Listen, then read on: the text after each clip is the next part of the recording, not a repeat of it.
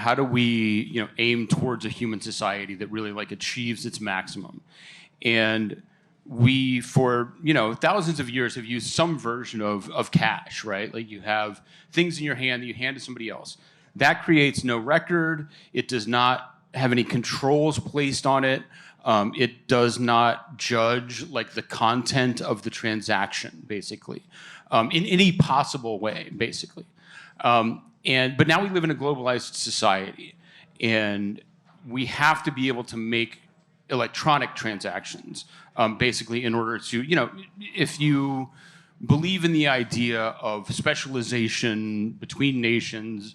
Right now, China is able to do certain things at an economic scale that we in the United States can't, and so we have to have that like free flow to really like maximize what we are able to do as a sort of a global society. Sorry, probably the wrong root for the word global, but this is the point, right? That like money is a flow of information that actually like dictates how we as a society organize our activity at the top level scale. And so when you start having ultimately like the politicization of spending and the intervention into, sort of authoritarian decision making about what you do with your money, obviously there are going to be edge cases, and I do want to emphasize that it's a challenge, right? That we do have to reckon with the fact that there are bad people who are using this technology to do bad things, and we can't just brush it under the rug. But at the same time, the privacy element does have this like determinative impact on how we aim our resources as a human species. And you start getting these like, perversions based on politics of where resources go, what we build, what we ultimately believe, because money does also have a recursive effect on people's beliefs. And so for me, that like at the very top level is the key element of like why we need privacy on chain, because also like to the state of technology that we understand right now, blockchain is the only way to get that also uncensorable send. And so you have to combine that with some form of privacy in order to get this sort of like Adam Smith invisible hand operating at its kind of maximum efficiency for us as a species. Thank you. That was very well said. Like beautifully said.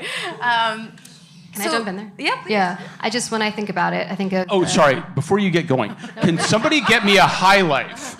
Can somebody get me a High Life, a Tecate, or something similar? I've lost I have a control of tab the open. panel. I've fully lost control of the panel. No, go ahead, Allie. No, I was That I just need going to to say, I am reminded of the debanking spree that we saw, within the crypto industry, within, more than just the crypto industry, actually. If you're watching the Senate and the House debanking hearings from all the way back in February now, which feels like years ago. But, if you were in crypto, it was really hard to get a bank account, right? If you were in crypto, and Roman talked about this in our interview, you're getting letters from the bank saying, oh, sorry, we see you have some transactions in Ethereum here, bye-bye. Or maybe political affiliation, So it is definitely a concern when, your bank account, I say this bank account, but your transactions are open on the blockchain, right? And I think Roman's defense lawyer, Carrie, put this pretty well in trial as well, right? She said to the jury, she said, it's basically like, if you transact on the blockchain, it's basically like having your whole bank account open and public to everyone.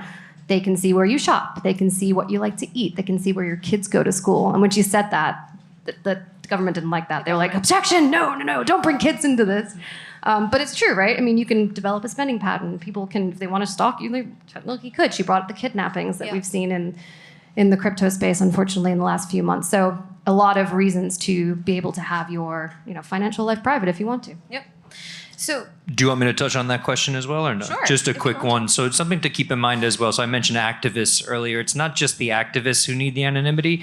It's their donors who also need it. So sometimes people think like, oh, Navalny needs it because he's been debanked, or we had someone here I did an interview with, an opposition leader from Venezuela, Leopoldo Lopez. He needs it because their donors also need it, because there was a woman here, she's spoken here a few times, Anna Chekovich. Anna Chekovich is one of the sweetest human beings in the world. She's a terrorist as far as the Russian government is concerned. She just got her terrorist designation this week. She was Navalny's former CFO. If anybody donates to her or what she does, they are now a terrorist. They are now aiding and abetting terrorists. Those people have to put their money through a mixer first before they can donate to somebody who's a pro-democracy activist in some of these scenarios. The other issue with this is you're saying, okay, well, that's an issue for Russia, not the United States. You don't want the United States setting a precedent where we say this technology is not welcome because it makes it easier for authoritarians to also say, well, the United States, even the United States, the land of the free, quote unquote, doesn't allow for this. We don't want to be the country setting that sort of precedent in a multipolar world. Like, let's leave countries banning this to China and Russia and other countries with more authoritarian tendencies. We should be embracing technology like this on the other side to protect people around the world who need it.